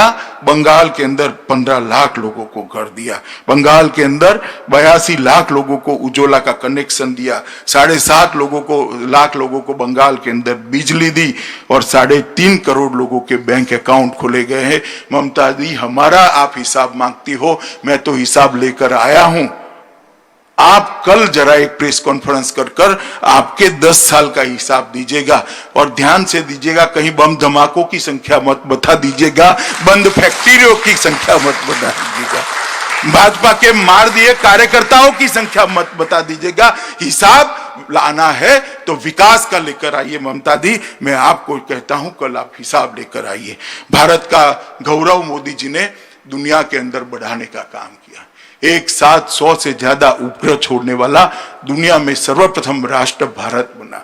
जीएसटी, इतने बड़े लोकतंत्र के अंदर 130 करोड़ की जनसंख्या और इतने बड़े आकार के अंदर 30 से ज्यादा राज्यों के यूनिट के अंदर जीएसटी को सर्वसहमति के साथ लगाकर दुनिया का सबसे बड़ा बिक्री कर सुधार भारतीय जनता पार्टी की नरेंद्र मोदी सरकार ने किया। मित्रों, एक जमाना था जब यूपीए की सरकार यहां पर चलती थी, और यूपीए की सरकार चलती थी तब पाकिस्तान से हर रोज आतंकवादी घुसते थे, हमारे जवानों के सर काट कर ले जाते थे। दिल्ली के दरबार में कोई उफ तक नहीं करता था, माथे पर जूं नहीं रेंगती थी। आप लोगों ने नरेंद्र मोदी जी को 2014 में अधिकार दिया, भारतीय जनता पार्टी की सरकार बनी। उरी और पुलवामा में आतंकवादियों ने हमला किया, मगर इस बार स्थिति बदल गई थी। प्रधानमंत्री नरेंद्र मोदी थे, भारतीय जनता पार्टी की सरकार थी। कुछ ही दिनों में सर्जिकल स्ट्राइक और एयर स्ट्राइक कर पाकिस्तान के घर में घुसकर अपने जवानों के खून का बदला लेकर अपने नर बांकुरे, वीर बांकुरे वापिस आए और दुनिया भर के अंदर एक संदेश भेजा कि भारत के जवानों का खून सस्ता नहीं है। अगर कोई हमारे इस जवानों के साथ छेड़खानी करेगा तो उसको परिणाम भुगतने पड़ेंगे। और मित्रों, इससे एक आतंकवाद के खिलाफ जीरो टॉलरेंस का संदेश गया है। और दूसरा टर्म शुरू होते ही 70 साल से कई मुद्दे ऐसे थे जिनको कोई छूने की हिम्मत नहीं करता था। वो मुद्दे देश की एकता और अखंडता के साथ जुड़े थे, देश की सुरक्षा के साथ जुड़े थे। देश का हर नागरिक, और बंगाल का तो हर नागरिक विशेषकर चाहता था कि कश्मीर के अंदर धारा 370 और 35A को हटा दिया जाए, क्योंकि बंगाल के ही नेता थे, बंगाल के ही सुपुत्र थे श्यामा प्रसाद मुखर्जी, जिन्होंने अपने जीवन का बलिदान कश्मीर में 370 के आंदोलन के लिए कश्मीर की भूमि पर दिया। और हम भारतीय जनता पार्टी के कार्यकर्ताओं के लिए गौरव है कि हमारी पार्टी के पहले राष्ट्रीय अध्यक्ष ने कश्मीर के लिए कश्मीर की भूमि पर बलिदान दिया था। और मैं तो जब से कार्यकर्ता बना 14 साल की उम्र से, तब से नारे लगाते थे हम लोग कि जहां हुए बलिदान मुखर्जी वो कश्मीर हमारा है। मगर एक कसक रह जाती थी, दिल में एक दर्द रह जाता था कि धारा 370 और 35 है, तब तक कश्मीर हमारा नहीं है। और मित्रों, मोदी जी ने अगस्त महीने में 2019 में संसद के अंदर बिल पारित कराया और धारा 370 और 35 को उखाड़ कर फेंक दिया और आज कश्मीर भारत माता का मुकुट बनी बना। हमेशा के लिए कश्मीर के साथ भारत का जुड़ाव करने का काम नरेंद्र मोदी जी ने किया। और मैं मानता हूं, जब भी देश की एकता और अखंडता के लिए कुछ भी लिखा जाएगा, मोदी जी का एक कदम भूरी भूरी प्रशंसा के साथ किसी भी कटु आलोचक को भी लिखना पड़ेगा कि धारा 370 और 35 को हटाने का काम ये भारतीय जनता पार्टी की सरकार ने किया। देश के करोड़ों लोग चाहते थे कि जहां श्री राम का जन्म हुआ वहां भव्य राम मंदिर बने। सब लोग चाहते थे। कई आंदोलन हुए, 150 साल पुराना केस समाप्त नहीं होता था। कांग्रेस सरकार की नीति थी केस को लटकाए रखो, तुष्टीकरण की राजनीति करते रहो, मसलों को उलझाते रहो, दंगे होते रहते हो। मोदी सरकार आई, सटीक आर्ग्यूमेंट्स कोर्ट के सामने रखे गए, परिणाम आया और मोदी जी ने अभी गत ही लोकसभा के सेशन के अंदर, लोकसभा के अंदर भव्य राम मंदिर के निर्माण के लिए ट्रस्ट की रचना की घोषणा कर राम मंदिर का रास्ता प्रशस्त कर दिया। और कुछ ही महीनों में आसमान को छूता हुआ प्रभु श्री राम का मंदिर, जहां श्री राम का जन्म हुआ था, उसी भूमि पर हम देख पाएंगे। मैं मानता हूं न केवल देश के बाहर रहने वाले करोड़ों लोगों के मन की श्रद्धा को नरेंद्र मोदी जी ने परवान चढ़ाया है। 3 तलाक का मामला था, फिर तुष्टीकरण की राजनीति, वोट बैंक की राजनीति, करोड़ों मुस्लिम माताओं बहनों को अन्याय होता रहा, सालों तक अन्याय होता रहा, इसको छूने की कोई हिम्मत नहीं करता था। सुप्रीम कोर्ट का आदेश आया था शाहबानू के केस में, कांग्रेस सरकार ने आदेश को पलटा, कानून लाए और ट्रिपल तलाक को चालू रखा। मोदी सरकार ने मुस्लिम माताओं और बहनों को, बच्चियों को अपना अधिकार देने का कदम उठाया और ट्रिपल तलाक को तलाक देकर संविधान के बाहर करने का। मित्रों, ये ऐसी ऐतिहासिक घटनाएं हैं जो हमारी राजनीति के अंदर, देश के लोकतंत्र के अंदर तुष्टीकरण की राजनीति करने वालों ने सालों तक नहीं की। मोदी जी ने एक झटके में ये किया है। और मैं बंगाल के लोगों को कहना चाहता हूं कि इतना ही बड़ा कदम है सिटीजनशिप अमेंडमेंट एक्ट। विभाजन के बाद करोड़ों लोग पड़ोसी देश से आए, शरणार्थी आए, 70 साल से वो वैसे ही रहते रहे, कोई कानूनी अधिकार नहीं, कोई पहचान नहीं, अपने ही देश में वो निराश्रित बनकर रहे। वहां तो परेशान होते ही थे, यहां पर भी परेशान हुए। अपनी सरकारों ने भी उनकी सुध नहीं ली क्योंकि तुष्टीकरण की राजनीति करनी थी। मित्रों, नरेंद्र मोदी सरकार आई, इसने करोड़ों शरणार्थी जो आए थे उनको सम्मान देने का भारत का वादा जो सन 47 में किया गया था, उसको 2019 में पूरा किया और सिटीजनशिप अमेंडमेंट एक्ट लेकर आए और वो शरणार्थियों को नागरिकता का अधिकार दिया। मैंने ममता जी का चेहरा उस दिन देखा था, गुस्से से लाल बबूला हो गई थी। नाम देने की, बोलने की तमीज भी नहीं रही थी। मैंने इतना गुस्से किसी व्यक्ति को कभी नहीं देखा कि हम इसका विरोध करेंगे, एडी चोटी का विरोध करेंगे। संसद में भी किया, रोड पर भी किया, रैलियां निकाली। मैं ममता दीदी को आज इतना पूछना चाहता हूं कि मतुआ समाज के लोगों ने आपका क्या बिगाड़ा है? ये नामशूद्रों ने आपका क्या बिगाड़ा है? बांग्लादेश से जो बंगाली भाई आए हैं, उन्होंने आपका क्या बिगाड़ा है? उनको नागरिकता मिले, इसका आप क्यों विरोध कर रही हो? उनको सम्मान मिले, उसका आप क्यों विरोध कर रही हो? ये बंगाल की जनता जानना चाहती है। उन्होंने स्पष्टता करनी चाहिए बंगाल की जनता के सामने कि जो शरणार्थी आए हैं उनको हम नागरिकता देने का विरोध कर रहे हैं, इसके ये कारण है। और मैं ममता जी को कहना चाहता हूं कि आप सीए का विरोध कर रही है, जब मतपेटियां खुले तब देख लेना कि बंगाल की जनता को बंगाल की जनता आपको राजनीतिक शरणार्थी बनाने वाली है। सीए का विरोध आपको बहुत महंगा पड़ेगा। मित्रों, भारतीय जनता पार्टी की सरकार ने, हमारे नेता नरेंद्र मोदी जी ने कई ऐसे फैसले लिए जो 70 साल तक नहीं लिए गए थे। महात्मा गांधी ने कहा था, सरदार पटेल ने कहा था, राजेंद्र बाबू ने कहा था, जवाहरलाल नेहरू ने कहा था, मगर ये कांग्रेस कभी भी उनको नागरिकता देना नहीं चाहती थी। हमने मित्रों 60 करोड़ गरीबों को आवास, बिजली, शौचालय, सिलेंडर, बैंक खाते देने के साथ साथ अब एक ही कमी रह गई थी कि इनको शुद्ध पीने का पानी नहीं मिलता था। मैं गुजरात से आता हूं। पहले गुजरात 80 के दशक में गुजरात के कई क्षेत्रों में फ्लोराइड हुआ करता था। आज तो नहीं है। जल संचय अभियान मोदी जी ने चलाया और गुजरात के अंदर फ्लोराइड निकल गया है। परंतु उस वक्त मैंने देखा था कई युवा 25 साल की उम्र में उनके बाल सफेद हो जाते थे, उनकी हड्डियां टेढ़ी हो जाती थी। ये फ्लोराइड का असर उनको अकाल वृद्धत्व देता था। और देश के 25 करोड़ लोगों को शुद्ध पीने का पानी आज भी भाग्य में नहीं है। नरेंद्र मोदी सरकार ने 2019 में सरकार बनने के बाद सबसे पहला काम किया, जल शक्ति मंत्रालय का गठन किया और जल शक्ति मंत्रालय के माध्यम से देश के 25 करोड़ लोगों को शुद्ध पीने का पानी पहुंचाने का संकल्प किया। और मैं बताना चाहता हूं, सबसे ज्यादा लोग बंगाल का इसको फायदा होने वाला है। मित्रों, हमने दूसरा काम किया, प्रधानमंत्री किसान सम्मान निधि। राहुल बाबा जब चुनाव में घूमते थे, किसानों का ऋण माफ करो, किसानों का ऋण माफ करो। लोक लुभावन वादे करने में कांग्रेस का कोई स्पर्धा में जीत ही नहीं सकता।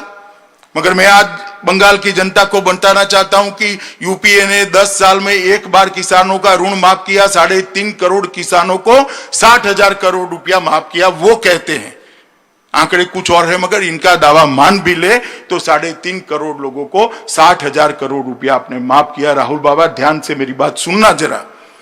और मोदी जी ने हर किसान को 6,000 रुपया देने की बात की। 9.5 करोड़ किसानों के बैंक अकाउंट में 72,000 करोड़ रुपया पहुंच गया है और हर साल 6,000 रुपया पहुंचने वाला। मगर फिर से बंगाल वाले आप ताली मत बताएं, क्योंकि किसानों का सूची जो राज्य सरकार ने केंद्र को देना चाहिए, ममता दीदी नहीं देती है। उनको डर है कि मोदी जी का 6,000 रुपया आ जाएगा तो मोदी जी लोकप्रिय हो जाएंगे। अरे ममता जी, राजनीतिक लड़ाई लड़ लेंगे, काहे को बंगाल के किसान को आप दुखी कर रही हो? वो बेचारे साइक्लोन का मारा हुआ है, कोरोना का मारा हुआ, उसको 6,000 रुपया चाहिए। आप क्यों बीच में रोड़ा बनी हो? एक सूची भेज दो। मैं आपको कहता हूं, विश्वास दिलाता हूं, शनिवार को सूची भेज दीजिए, हम सोमवार को पैसा भेज देंगे, हम तनिक मात्र देंगे। मगर इसमें आप राजनीति मत करिए, ऐसा मेरा कहना। हमने छोटे दुकानदार, असंगठित क्षेत्र के मजदूर और श्रमिकों के लिए पेंशन की योजना की, व्यापारी कल्याण बोर्ड का गठन किया, अलग से मछुआरा विभाग बनाया, जिसका सबसे बड़ा फायदा बंगाल को भी हो सकता है। और तीनों सेनाओं के बीच में अगर युद्ध आता है, आपातकाल आता है या रणनीति बनानी है, सैन्य की तैयारियां करनी है, सैन्य को सुसज्ज करना है, आधुनिकीकरण करना है, सब चीजों के लिए एक कोऑर्डिनेशन की बहुत जरूरत थी। चीफ ऑफ डिफेंस स्टाफ की योजना तो अटल जी के समय में बनी, मगर उसका इम्प्लीमेंटेशन नहीं होता था। 2019 में मोदी जी ने चीफ ऑफ डिफेंस स्टाफ का गठन कर दिया और आज सीडीसी काम कर रहे हैं और हमारी सेनाओं को आधुनिक करने का अभियान आज चल रहा है। 1 रैंक 1 पेंशन की मांग भी हमने पूरी कर दी। और आरसेप एक ऐसा संवाद, एक ऐसा अंतर्राष्ट्रीय व्यापारी समझौता मनमोहन सिंह जी ने जो शुरू किया था, अगर आरसेप हो जाता तो देश का छोटा व्यापारी, लघु उद्योग, छोटे उद्योजक और किसान, मछुआरे सभी परेशान हो जाते, बर्बाद हो जाते।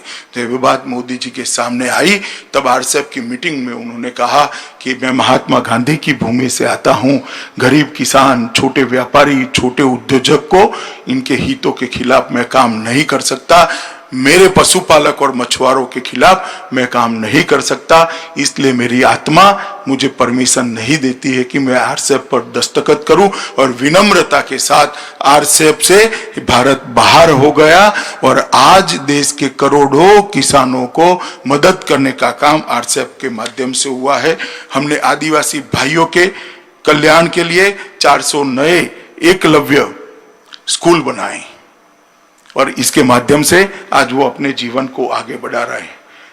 मित्रों, इसी एक साल के अंदर कोरोना का संकट आया, वैश्विक महामारी आई। कोरोना का संकट आया तब मैं पहले क्या होता था बताना चाहता हूं।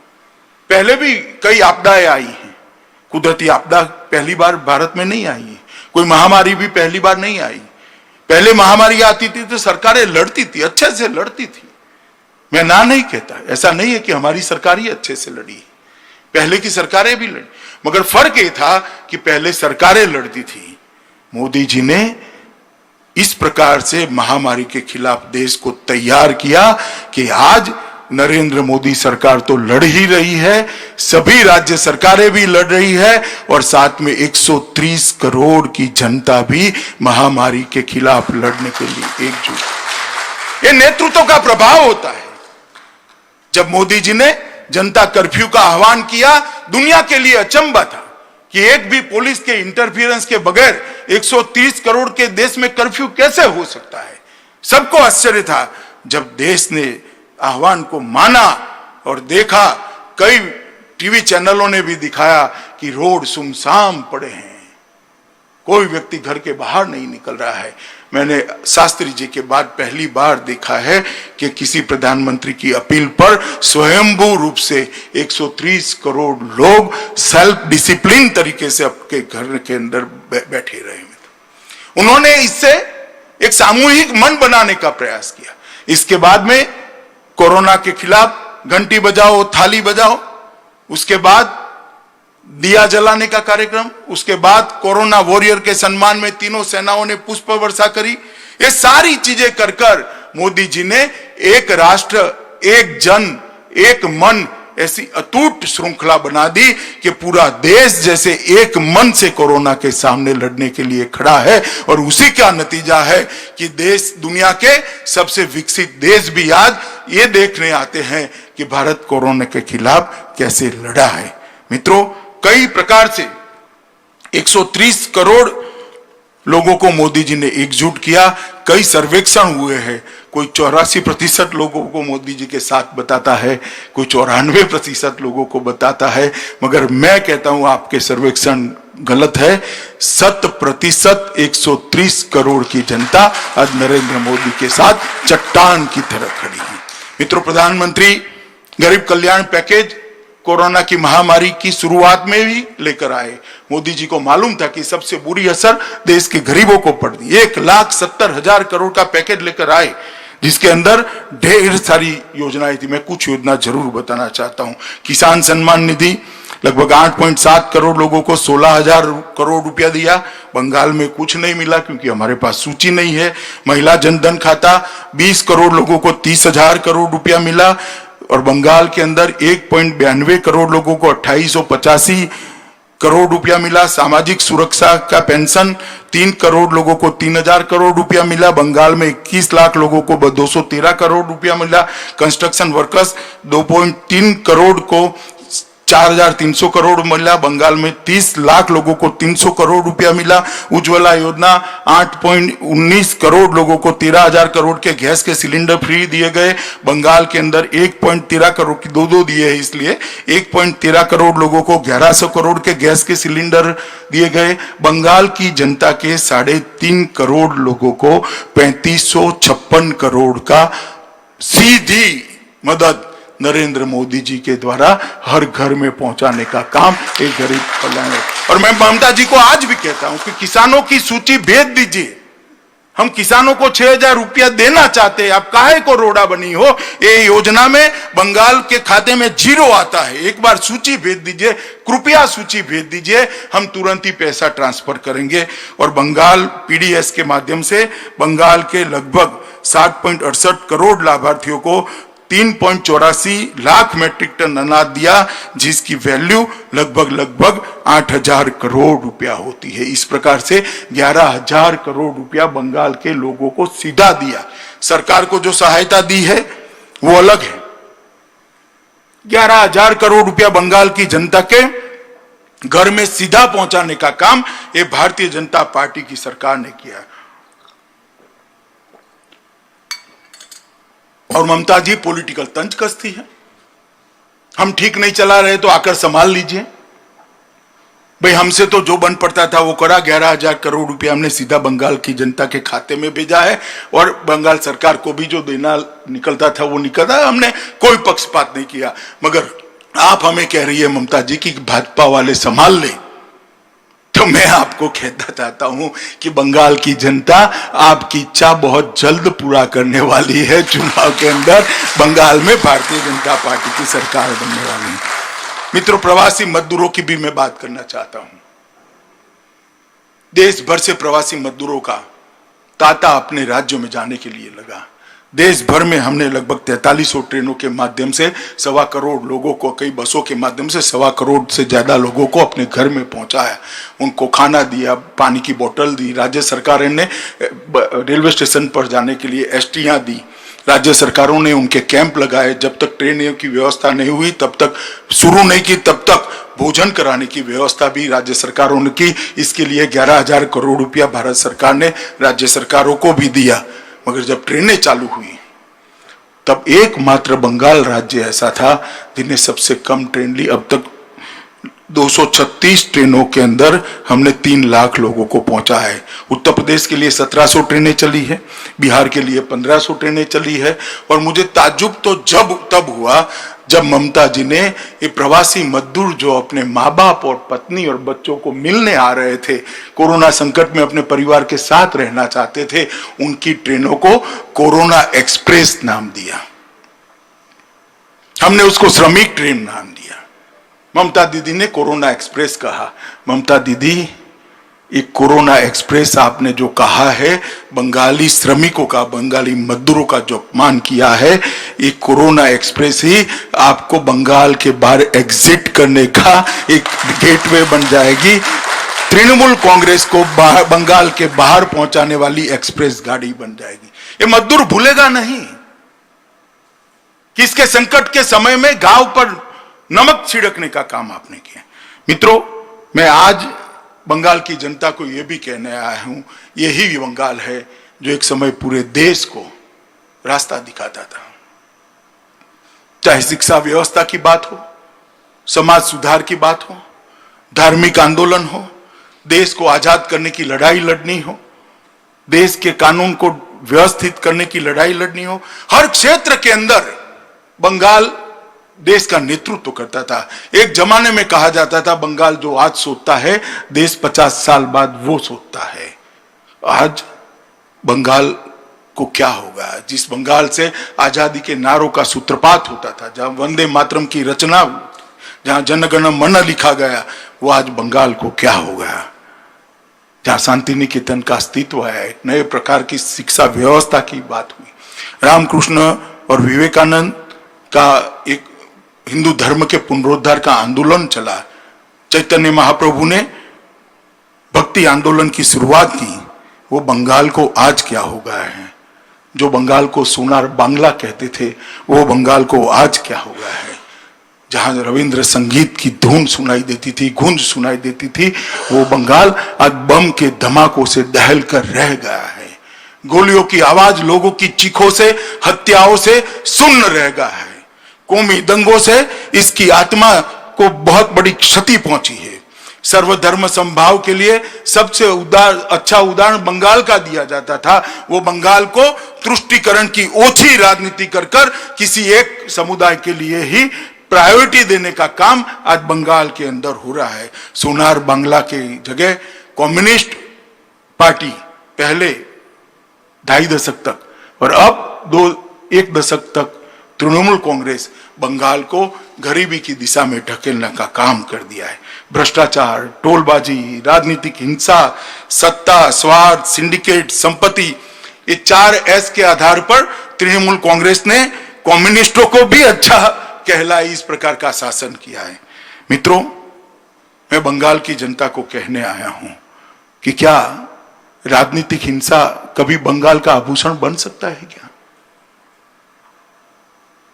राजनीतिक परिवर्तन का माध्यम हिंसा हो सकती है क्या? किसी की रैली न करने देना, किसी से बात। अब ममता जी अब क्या करोगी? चलो हम तो वर्चुअल रैली से बंगालियों से बात कर रहे हैं, अब आप क्या करोगी? रोड लोग रोक देंगे, हेलीकॉप्टर रोक देंगे। ममता जी, आप परिवर्तन को नहीं रोक सकती। मैं बंगाल की जनता को पूछना चाहता हूं कि भारतीय जनता पार्टी के 100 कार्यकर्ताओं पर जानलेवा हमले हुए, जाने गई, कई सैकड़ों कार्यकर्ता घायल हुए, ये लोकतंत्र है क्या? पत्रकारों पर फर्जी एफआईआर लगाई जाती है, प्रचार माध्यमों को मजबूर किया जाता है कि पत्रकारों को निकाल दो क्योंकि वो दीदी के खिलाफ लीड रहे हैं। होमगार्ड को एक पार्टी की सेना बनाकर रख दिया। ये बंगाल को लोकतंत्र की दिशा में ले जाने की दिशा में बंगाल की जनता को पूछने आया। और ममता दीदी को मैं कहना चाहता हूं, ममता दीदी, हिंसा का कीचड़ जितना फैलाओगी, भाजपा का कमल इतना ही प्रदीप्त होकर बाहर। हम हिंसा से डरने वाले लोग नहीं है। बलिदान का मेरी पार्टी का इतिहास है। मेरे पहले राष्ट्रीय अध्यक्ष ने बंगाल के सपूत श्यामा प्रसाद मुखर्जी ने कश्मीर की भूमि पर बलिदान दिया है, संस्कार हमें दिया है। आप हमें रोक नहीं सकती, आप हमें दबा नहीं सकती। बंगाल की जनता से संवाद करने से हमें रोक नहीं सकती हो। मित्रों, और कितना भ्रष्टाचार, हा, भ्रष्टाचार की तो कोई सीमा ही नहीं रही। इतना भ्रष्टाचार कि मैं आपको गिनाते गिनाते थक जाऊं। ढेर सारे भ्रष्टाचार के किस्से मेरे पास है। वो सब तो ठीक है, मगर आप अम्फान, तूफान और कोरोना में भी अगर भ्रष्टाचार करते हो तो मुझे लगता है कि बंगाल की जनता आपको माफ नहीं करेगी। कानून और व्यवस्था की स्थिति पूरी चरमरा है। बीजेपी के सांसदों पर केस करते हैं, घर के अंदर बंद कर देते हैं, विधायकों को सेवा करने से आप रोक रहे हो, संपर्क करने से रोक रहे हो। ये लोग नहीं देख रहे हैं क्या? हुबली, टोलिनापाड़ा, मालदा, वहां ऐसे संकट के काल में भी दंगे हुए हैं। बम धमाके, घुसपैठ, गाय तस्करी, नारकोटिक्स की तस्करी, ये बंगाल के अंदर खुली छूट दे दी गई है। मित्रों, मैं आज बंगाल की जनता को कहने आया हूं, ये परिस्थिति को हमें बदलना पड़ेगा। और ममता दीदी के आर्थिक कुप्रबंधन ने बंगाल को बहुत पीछे धकेल दिया है। बंगाल जो सबसे बड़ा जीडीपी का कंट्रीब्यूटर होता था, वो आज बहुत पीछे पड़ गया है। बंगाल को आगे ले जाने के लिए सत्ता परिवर्तन की जरूरत है। आपने कम्युनिस्टों को इसलिए निकाला था कि बंगाल का विकास रुका था, मगर शायद आज बंगाल के बहुत सारे लोग मुझे कह रहे थे, इनसे तो कम्युनिस्ट भी अच्छे थे। आपने कम्युनिस्ट को मौका दिया, कुछ नहीं हुआ। ममता को मौका दिया, कुछ नहीं हुआ। एक बार मोदी जी को और भारतीय जनता पार्टी को मौका दीजिए, हम सोनार बांग्ला बनाएं।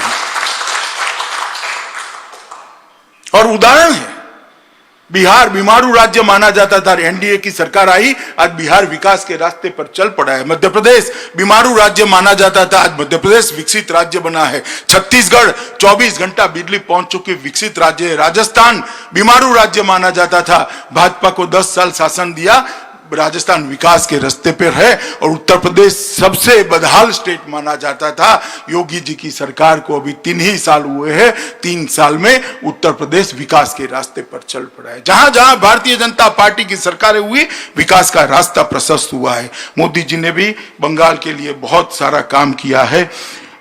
बंगाल को लगभग 764 किलोमीटर का राष्ट्रीय राजमार्ग दिया है। इसमें 10,000 करोड़ रुपया खर्च होगा। 2,500 किलोमीटर की ग्रामीण सड़कें 1200 करोड़ के खर्चे में। भारत बांग्लादेश सीमा समझौते से 68 साल पुराना बंगाल के विकास का रोड़ा हटाया। बंगाल की दुर्गा पूजा को यूनेस्को वर्ल्ड हेरिटेज टैग देने के लिए भारत सरकार ने सिफारिश की है। रेलवे बजट में 5,437 करोड़ का और 12,500 मेट्रो के लिए विशेष काम किया है। जनवरी 2015 में स्वामी विवेकानंद ट्रेन का शुभारंभ किया।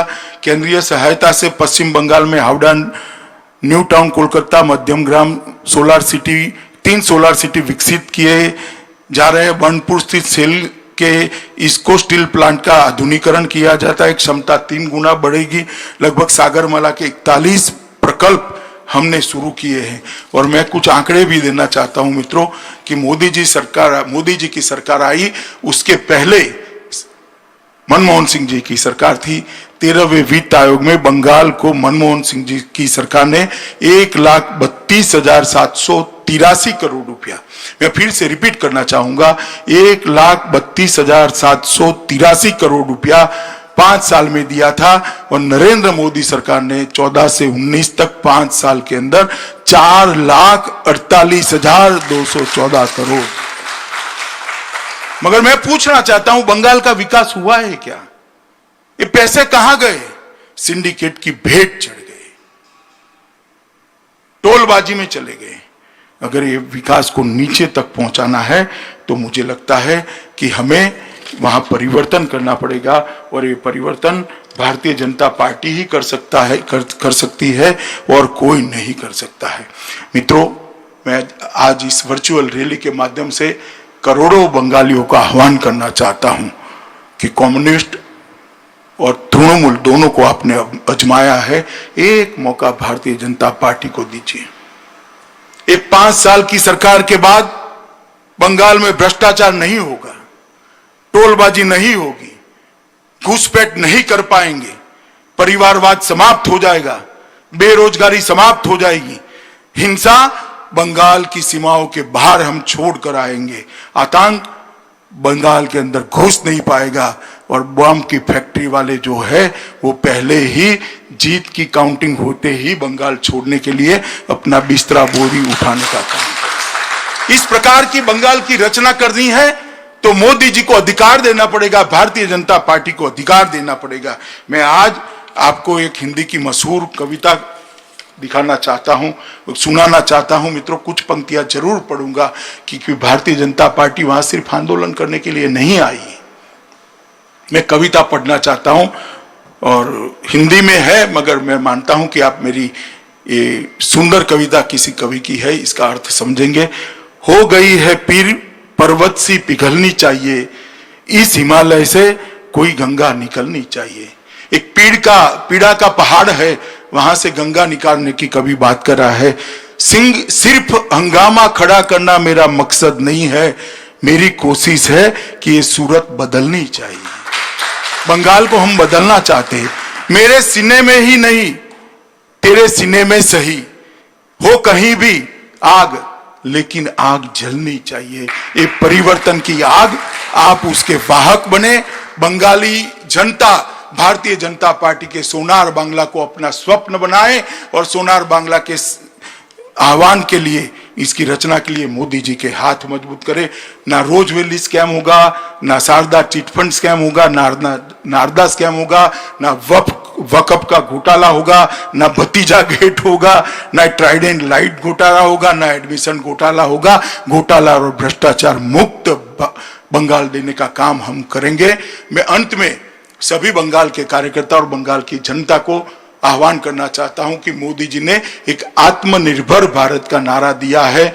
आत्मनिर्भर भारत तभी बन सकता है, देश की पूरी जनता 130 करोड़ लोग स्वदेशी चीजों का, स्वदेशी उत्पादों का ही उपयोग करे। मैं बंगाल की जनता को कहना चाहता हूं, लोकल का उपयोग करिए, लोकल के लिए वोकल बनिए और मोदी जी के नेतृत्व में आत्मविश्वास से जगमगता आत्मनिर्भर भारत बनाइए। मोदी जी के नेतृत्व में सोनार बांग्ला बनाइए और आप सब इकट्ठा होकर एक ऐसा परिवर्तन करिए जो बंगाल को फिर से एक बार भारत का पथदर्शक बनाए। यही आप सबसे अभ्यर्थना है, भारत माता की जय।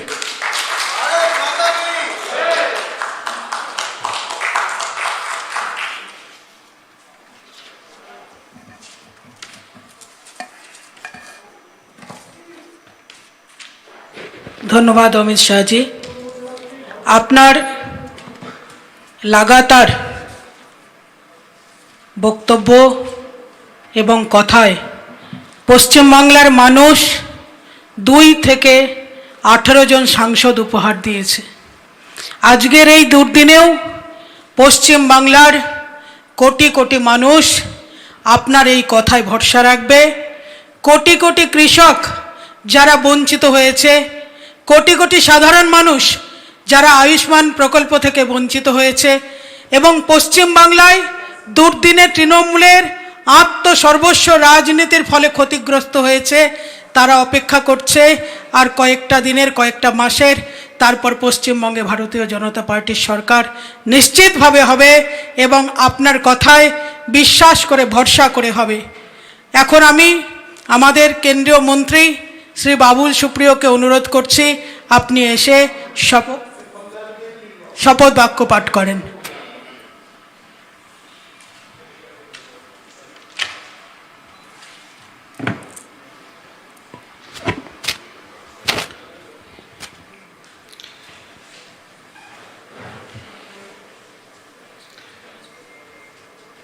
আপনাদের সবাইকে নমস্কার।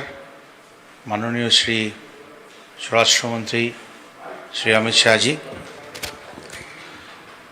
অমিত শাহজি এবং আমাদের বাংলার মাননীয় বিজেপির প্রেসিডেন্ট দিলীপ দা, আমার সাথী মন্ত্রীরা, বিজেপির সমস্ত কলিগ এবং বাংলার সমস্ত মানুষকে নিয়ে এই শপথ আমরা আজকে গ্রহণ করব। আমি মাননীয় প্রধানমন্ত্রী শ্রী নরেন্দ্র মোদীজির আহ্বানে আত্মনির্ভর ভারতের লক্ষ্য প্রাপ্তির জন্য আজ এই সংকল্প নিচ্ছি যে আমি ভারতের সংবিধানের দ্বারা নির্দেশিত আমার নাগরিক কর্তব্য পালন করব। আমি রাষ্ট্রীয় একতার ভাবনা, গণতন্ত্রের মূল্য অর্থাৎ সমতামূলক সমাজের নির্মাণকল্পে মাননীয় প্রধানমন্ত্রীর সবকা সাথ সবকা বিকাশ সবকা বিশ্বাসের মন্ত্রে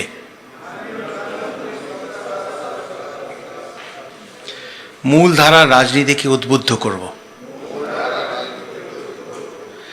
আমি ভারতবর্ষের মানুষকে ইন্ডিজেনাস অর্থাৎ দেশে উৎপাদিত সামগ্রী যথাসম্ভব ব্যবহার করতে অনুরোধ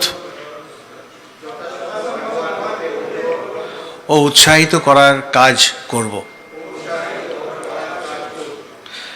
আমি কোভিড-19 মহামারীর সাথে লড়ার জন্য সামাজিক সচেতনতা এবং স্বাস্থ্য ও স্বচ্ছতা অভিযানকে আরও এগিয়ে নিয়ে যাওয়ার লক্ষ্যে অক্লান্ত পরিশ্রম করব। ভারত মাতা কি জয়। জয় হিন্দ।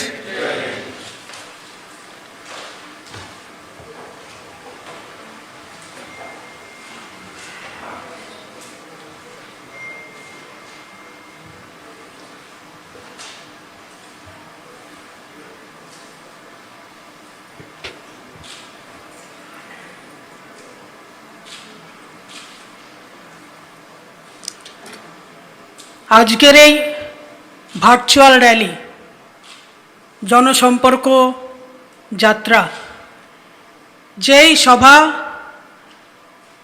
ডিজিটাল মাধ্যমে পশ্চিমবঙ্গের এবং দেশের বিভিন্ন প্রান্তের সমস্ত মানুষ একসঙ্গে দেখলেন, অনুভব করলেন, আমি সর্বপ্রথম আমাদের কেন্দ্রীয় স্বরাষ্ট্রমন্ত্রী শ্রী অমিত শাহজিকে আমার আন্তরিক অভিনন্দন, ধন্যবাদ জানাচ্ছি।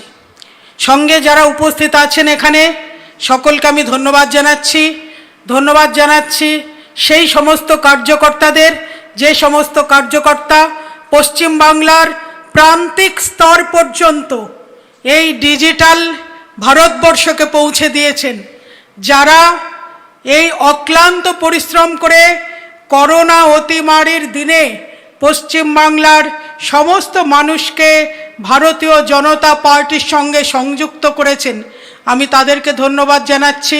সর্বোপরি এই যে ডিজিটাল সিস্টেম, এই মাধ্যমকে ব্যবহার করতে যারা অক্লান্ত পরিশ্রম করেছেন, আমি আইটি সেলের সমস্ত কার্যকর্তাদের আমার আন্তরিক ধন্যবাদ, অভিনন্দন জানাচ্ছি।